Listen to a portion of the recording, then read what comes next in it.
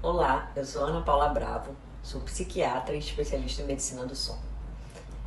Pelo período de 2 anos e meio, eu fui staff voluntário do ambulatório de insônia do Hospital Universitário Gafreguini, da Unirio. Bem, hoje eu vim falar para vocês sobre o tratamento de uma patologia com alta prevalência em nossa sociedade, que é o transtorno de insônia. Em primeiro lugar, eu acho importante a gente começar a entender que a insônia se trata de um transtorno do sono e não meramente um sintoma de uma depressão ou de uma ansiedade, por exemplo. A partir disso é que nós vamos conseguir de fato diagnosticar e tratar de forma efetiva o transtorno de insônia, evitando a cronificação deste e diminuindo, portanto, o risco de dependência e abuso das medicações psicotrópicas. Outro ponto muito importante é entendermos que o não tratamento da insônia está associado a vários desfechos negativos, cardiológicos, metabólicos, imunológicos e neurocognitivos.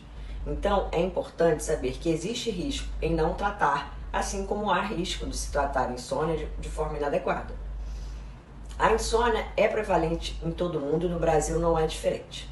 Por isso é que tem muita importância essa discussão dos tratamentos atuais existentes e quais os protocolos que vão trazer maior segurança para o nosso paciente.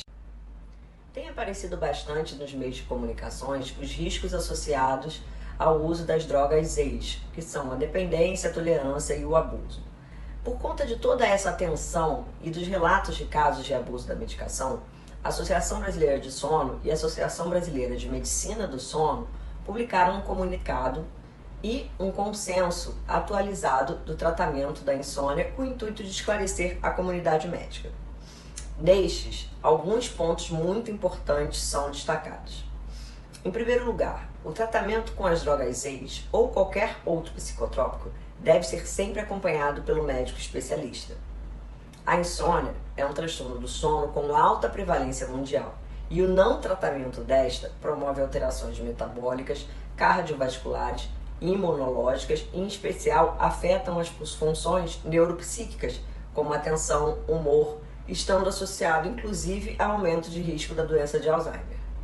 Então, não tratar não é uma opção. Por isso, no tratamento da insônia, o paciente deve ter um acompanhamento regular médico, preferência mensal, para que os riscos sejam diminuídos e a medicação seja utilizada nas menores doses e pelo menor período de tempo possível. Deve-se entender também que o tratamento da insônia sempre deve ser realizado em conjunto com a terapia cognitivo-comportamental para a insônia, que é o tratamento de primeira linha para a insônia. Isso vai aumentar de forma significativa a resposta à medicação, diminuindo o risco de abuso e dependência. Porém, muitas vezes será necessário o tratamento medicamentoso. E entre as recomendações de primeira linha para tratamento da insônia, encontram-se as drogas ZEIS, consideradas primeira linha quadros de insônia inicial e intermediária. Os principais efeitos adversos associados a estas drogas são tontura, confusão mental, amnésia anterógrada, alucinações, parassonias. Perante o risco desses possíveis efeitos adversos, o FDA recomendou o uso de doses menores para idosos e mulheres, além de alertar sobre o risco de comportamentos anormais em uso de tais fármacos, o risco do uso dessa medicação associada ao álcool, recomendando que tais riscos fossem esclarecidos durante o início do tratamento e por todo o acompanhamento.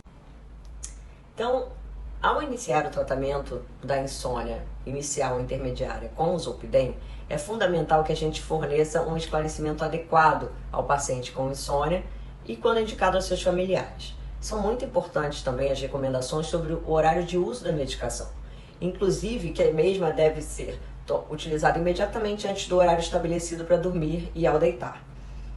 Na minha prática, eu vejo vários pacientes que não são orientados em relação a isso e acreditam que devem tomar a medicação 2 horas antes de dormir, o que acaba provocando o pico da substância quando a pessoa não está com muito sono e está realizando outras atividades. Então ela não dorme efetivamente, mas já pode ficar em um estado de consciência alterado. E quando chega a hora de dormir, ela não dorme porque justamente o pico de liberação da substância que iria fazer com que ela iniciasse o sono já passou então ela vai acabar tomando mais um comprimido. É muito importante também que o médico pesquise, seja através da anamnese ou do diário do sono, ou da realização da própria quistigrafia, qual é o horário que o paciente efetivamente dorme. Porque pode acontecer de, por exemplo, você prescrever para o paciente tomar a medicação 10 para as 10 e se deitar às 10 horas. Mas para um paciente que habitualmente dorme lá para meia-noite, a gente vai estar, de certa forma, contribuindo para o uso da medicação em maiores doses e o surgimento de comportamentos anormais relacionados ao uso da substância. Hábitos de higiene do sono devem ser reforçados na primeira avaliação e durante todas as consultas de acompanhamento. O médico tem que pesquisar de forma detalhada a presença de comorbidades médicas e psiquiátricas, porque isso também irá influenciar em sua prescrição, pensando sempre em evitar o uso de fármacos que possam interagir com o zolpidem e potencializar os efeitos adversos, entre eles sedação, quedas e depressão respiratória.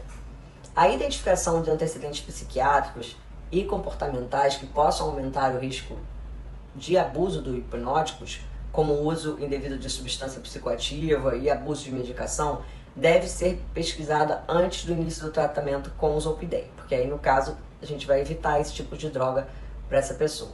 Mas a principal mensagem que eu trago é que os riscos dos efeitos indesejáveis graves são potencializados na dosagem elevadas do zolpidem, isto é, acima das recomendadas, que são 5 a 10 miligramas, nas repetições do uso da medicação ao longo da noite, assim como na associação do uso do zolpidem à ingestão de bebida alcoólica e outros sedativos.